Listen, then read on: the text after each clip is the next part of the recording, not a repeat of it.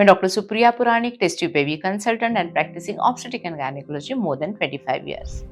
आज इस वीडियो में हम जानने वाले हैं, जब अपने एम्ब्रियोज आईवीएफ सेंटर में फ्रोजन है तो वो फ्रोजन एम्ब्रियो ट्रांसफर करने का तरीका क्या होता है या उसके लिए क्या प्रोसेस हम इस्तेमाल करते हैं। जब हमारा ओवम पिकअप होता है तो हमारे अंडे शरीर के बाहर निकालते हैं, हस्बैंड के स्पर्म के साथ उसके एम्ब्रियोज बनाते हैं और कभी कभी वो नेक्स्ट साइकिल के लिए हम ट्रांसफ़र करने के लिए फ्रीज करके रखते हैं, या कभी हमारे ट्रांसफ़र भी हो जाता है और बाकी सारे एम्ब्रियोज बचते हैं, वो हम फ्रीज करते हैं और कभी सेकेंड या थर्ड साइकिल के लिए इस्तेमाल कर सकते हैं। जब हमारे पास अपने फ्रोजन एम्ब्रियोज रहते हैं और हमें वो ट्रांसफ़र कराना है तो हमें पीरियड के सेकेंड डे पे हॉस्पिटल जाना है।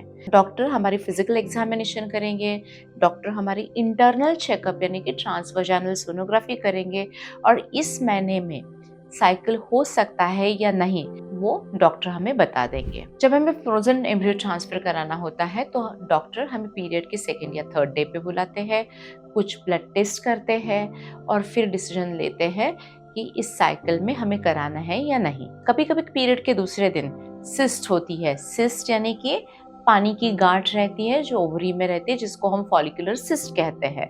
वो सिस्ट होती है तो डॉक्टर हमें एक महीने के लिए 21 दिन का बर्थ कंट्रोल जो पिल्स रहती है उस पिल्स की ट्रीटमेंट दे सकते हैं। वो हार्मोन्स को रेगुलर करने के लिए दी जाती है और इससे हमारी जो सिस्ट रहती है वो पिघल जाती है। तो ये एक महीने का कोर्स डॉक्टर हमें दे सकते हैं। कभी कभी हमारे पास समय कम रहता है तो डॉक्टर वो सिस्ट टैप करते हैं, यानी कि सिस्ट में का पानी वो एक निडल से बाहर निकाल लेते हैं। इसको सिस्ट टैपिंग कहते हैं।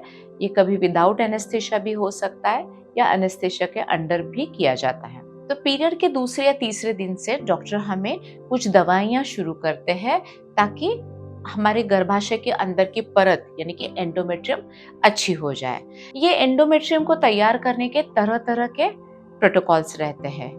एक होता है नेचुरल साइकिल, यानी कि नेचुरली डॉक्टर हमारा ओव्यूलेशन मॉनिटर करते हैं और उस साइकिल में जब हमारी एंडोमेट्रियम अच्छी बनती है और हमारा ओव्यूलेशन होने का जब समय रहता है तो डॉक्टर प्रोजेस्टेरॉन के इंजेक्शन शुरू करते हैं और डॉक्टर फिर एम्ब्रियो ट्रांसफर की हमें डेट बता देते हैं। जब तीसरे दिन का गर्भ छोड़ना हो तो थोड़ी प्रोजेस्टेरॉन इंजेक्शन कम होती है।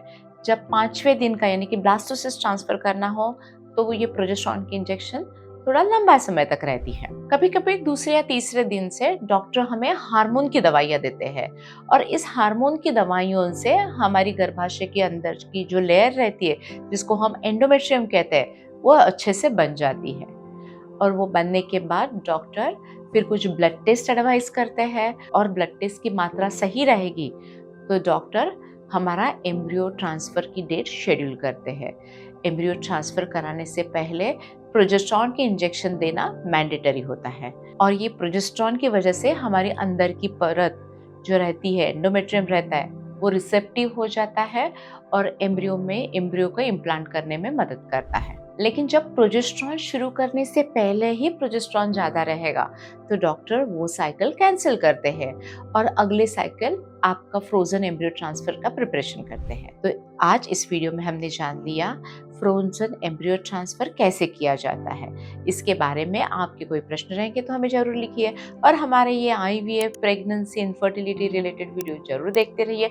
धन्यवाद।